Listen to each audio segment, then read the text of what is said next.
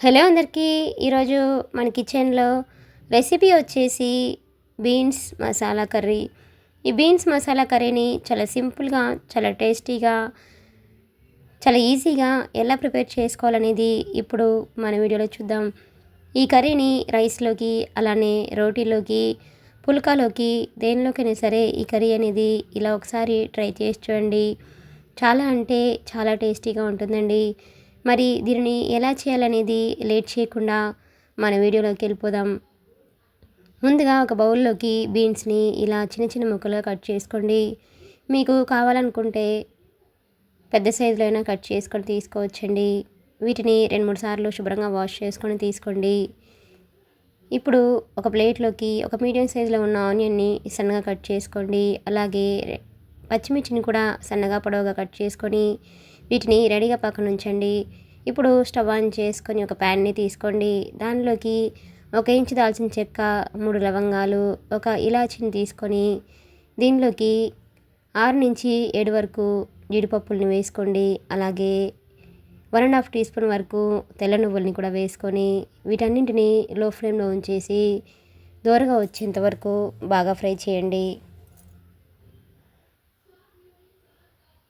ఈ తెల్ల నువ్వులు అనేవి మాడకుండా లో ఫ్లేమ్లో ఉంచేసి మనకి లైట్ బ్రౌన్ కలర్ వచ్చేంత వరకు వీటిని బాగా ఫ్రై చేయండి. చూడండి, ఇలా మంచి కలర్కి వచ్చిన తర్వాత స్టవ్ ఆఫ్ చేసుకొని వీటిని పూర్తిగా చల్లారిన తర్వాత మిక్సీ జార్లో వేసుకోండి. ఇప్పుడు మూత పెట్టేసి ఒకసారి ఇలా మెత్తగా గ్రైండ్ చేసుకోండి. దీనిలోకి 3 స్పూన్స్ వరకు పెరుగును కూడా వేసుకొని మళ్ళీ మూత పెట్టేసి మెత్తగా గ్రైండ్ చేయండి. చూడండి, పేస్ట్ అనేది మనకి ఈ విధంగా ఉంటే సరిపోతుందండి. ఇప్పుడు స్టవ్ ఆన్ చేసుకొని ప్యాన్ని తీసుకోండి. దానిలోకి 3 స్పూన్స్ వరకు ఆయిల్ని వేసుకోండి. ఆయిల్ బాగా హీట్ అయిన తర్వాత దీనిలోకి 1 స్పూన్ తాలింపు దినుసులను వేసుకోండి. అలాగే 1/2 టీ స్పూన్ జీలకర్ర కూడా వేసుకోండి. వీటిని లో ఫ్లేమ్లో ఉంచేసి దూరగా వచ్చేంత వరకు బాగా ఫ్రై చేయండి.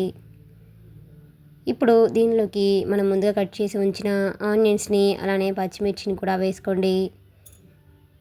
ఫ్లేమ్ని మీడియం ఫ్లేమ్లో ఉంచేసి ఈ ఆనియన్స్ని బాగా ఫ్రై చేయండి. ఇప్పుడు దీనిలోకి కొద్దిగా కరివేపాకును కూడా వేసుకోండి. అలాగే ఒక ఎండుమిర్చిని కూడా తుంచి వేసుకోండి. వీటన్నింటినీ మరొకసారి బాగా కలపండి.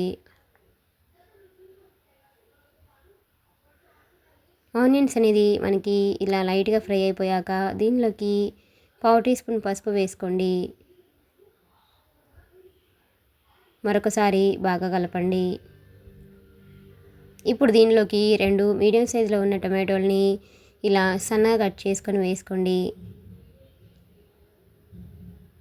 టమాటో ముక్కలు అనేవి ఆయిల్లో కలిసేటట్లుగా ఇలా ఒకసారి బాగా మిక్సింగ్ చేసుకొని మూత పెట్టేసి టమాటో ముక్కలు అనేవి సాఫ్ట్గా అయ్యేంత వరకు వీటిని బాగా మగ్గించండి.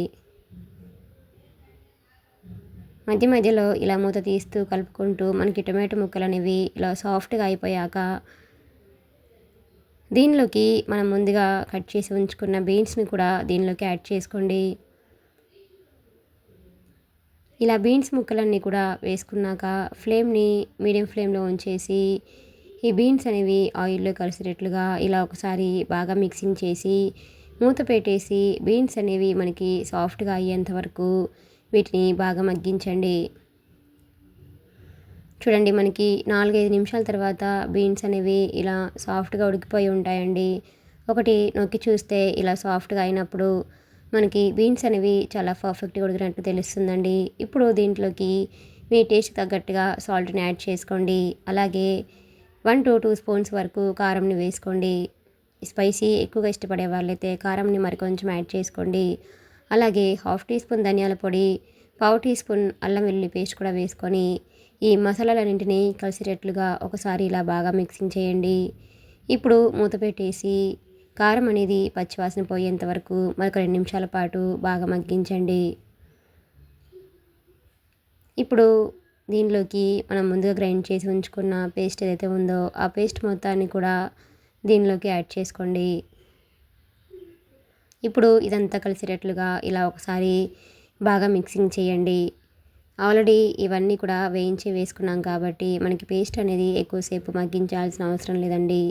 ఇప్పుడు దీనిలోకి 1½ గ్లాస్ వరకు వాటర్ని కూడా వేసుకొని ఒకసారి ఇలా బాగా కలిపేసుకొని మూత పెట్టేసి మనకి గ్రేవీ అంతా దగ్గర పడేంత వరకు దీన్ని బాగా ఉడికించండి. చూడండి, మనకి గ్రేవీ మొత్తం ఇలా బాగా దగ్గర పడ్డాక దీనిలోకి చివరిగా 1/2 టీ స్పూన్ గరం మసాలా కూడా వేసుకొని మరొకసారి బాగా కలిపేసుకొని స్టవ్ ఆఫ్ చేసుకోండి. అంతేనండి, ఎంతో టేస్టీగా ఎంతో ఈజీగా ఉండే బీన్స్ మసాలా కర్రీ అనేది మనకి రెడీ అయిపోయినట్లే.